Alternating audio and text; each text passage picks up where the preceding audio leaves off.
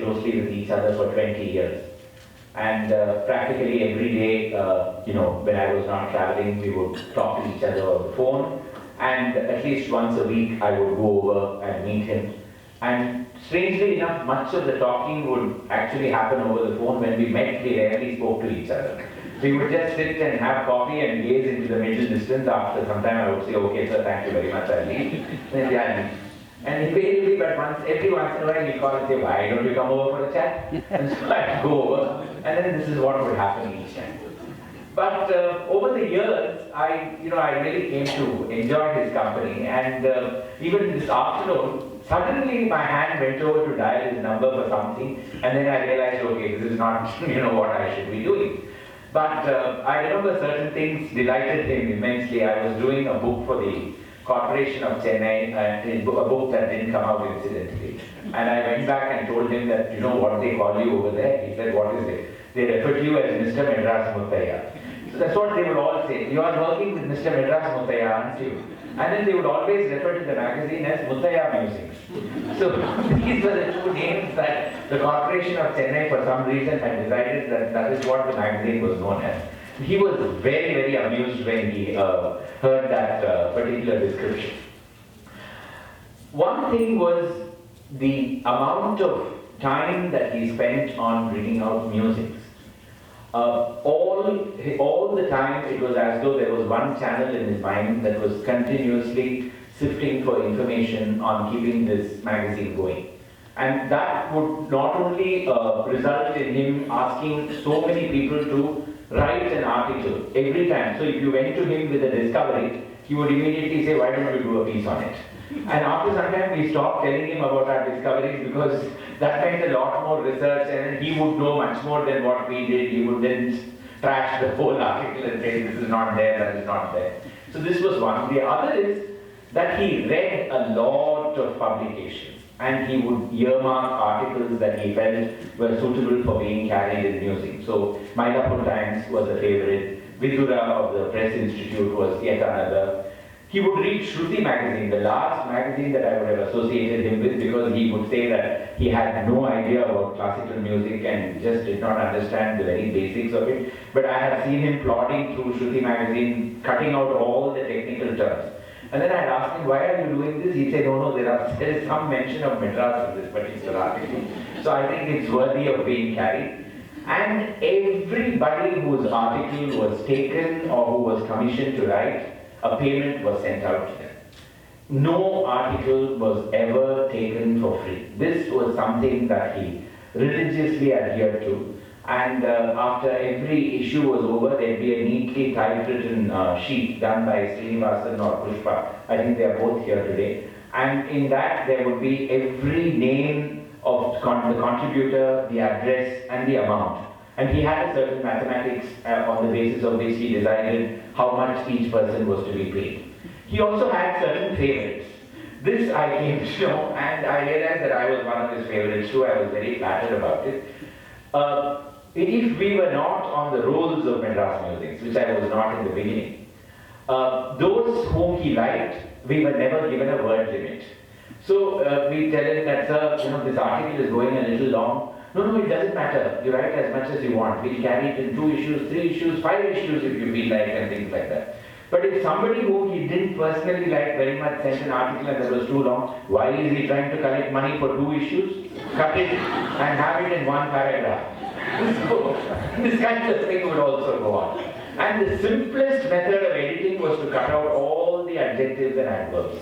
So at the end of the cutting out, the article would have shrunk from 500 to 150 useful words. And then he'd say, "Rewrite this now in your own words, and we'll carry it in that person's name." And those people used to be quite flattered about their article coming out with no relation to what they had written originally. But he did encourage a whole band of writers, and several of them, and anybody, he would keep telling them, "If you have a story, you should write it." This is how it went on. There were certain, tricky things that also happened when we were bringing out musings. For one, there were 2 employees for musings. One was Mr. Muthiah, the second was me, and we had a third person that was the printer's devil, who kind of lived with us all the time when we were producing this magazine. So in one of the, I always dread his call if it came a day after the publication came out. If it didn't come, that means the magazine was okay. But if it did come out, even if he did call the day after, I knew there was some spelling mistake or some date error or some such thing. So one day he called me and said, how do you spell tucked? So I said Tucked. Then he said, some other alphabet has come in place of the T. You better read it. And so there it was, tucked into the corner of a postbox or something. He said, fortunately nobody is going to notice. But just a month later, we published an entire issue where the word public didn't have the L. And he then called me and said, I don't think this is the right direction that music is taking. We need to be more careful about what we are publishing. But once again, I don't think many people really noticed it, and it just went by.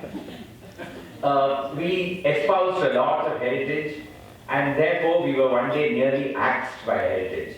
That there was a postal law of 1859 or something that suddenly came into effect in 1997 or 1998, that you could not send out a magazine free to anybody. And then we had to scurry around, and finally we decided to put a nominal subscription fee for the magazine, which none of us was ever very serious about collecting. And so that is how the magazine went on. But one reader did send us a letter saying that, isn't it rather appropriate that you keep, talking about history? And the law of 1859 has finally come to affect a magazine like yours. The same thing happened when he had an ankle fracture at the museum theatre.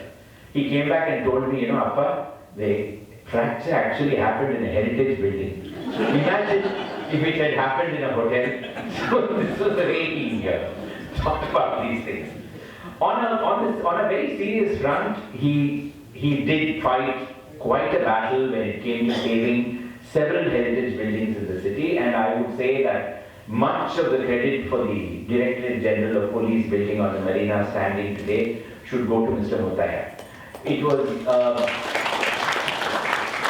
very ironic that a day after he died, the coffee table book on the building was finally published and released. He didn't live to see that book coming out, and I'm sure it would have delighted him had he been there to see it. The Queen Mary's College, saving the campus, he found one of his old girlfriends who was then 101. And she and he fought this battle, and 3 years later, one morning he calls me and says, do you know if Olive Paul is still alive? I said, Olive Paul was 101 when you fought that battle. I don't think she can be around at 103, but she was. She was around. And then I remember he tried to call her, or he got in touch with her. He had his way of collecting gossip. And that was done with a poker face, with no expression whatsoever. Suddenly he'll call you and he'll ask you, tell me, those two sisters whom we see walking around, those two girls whom we see walking around in the Madras club every day in the evening, are they both married? Now the girls were 55 and 57 at that time. So I called Ranjita. Ranjita was my go-to person for all these things. I said, Ranjita, I still have that SMS incidentally. I sent her an SMS, Ranjita, Muthu wants to know whether these two are married. And the reply is, Romba Bambu in the vayasla Muthu. For the benefit of those who don't understand, at this age, why does Muthu need all this gossip? This was Ranjita's reply. So anyway, so that is how he was. But at heart, there was one thing. Lots of people kept thinking that Madras Musings was a magazine that pandered to nostalgia, and it kept harping on the fact that the past was glorious. He never had that impression, and he always fought to change that idea. In his opinion, there was a lot of evil and ill in the past also, as it was in the present. But his whole attitude was that what had happened in the past could not be forgotten. And that had to be presented for the benefit of people in the future. And there were several personalities who contributed to a lot of social good who were being forgotten over a period of time, and he believed that they had to be brought into the forefront. These were really the ideas that he wanted Madras Musings to represent over several years. In conclusion, all I can say is that the magazine gave him a lot of joy.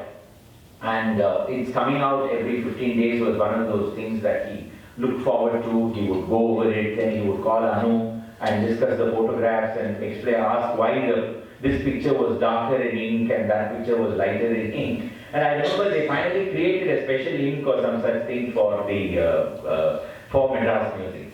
In this audience, there are several people who work very closely in bringing out Madras music. Not only the writers, but the people who actually worked on the back end of it so that it came out every 15 days. Anu Varghese of Lokwani is one.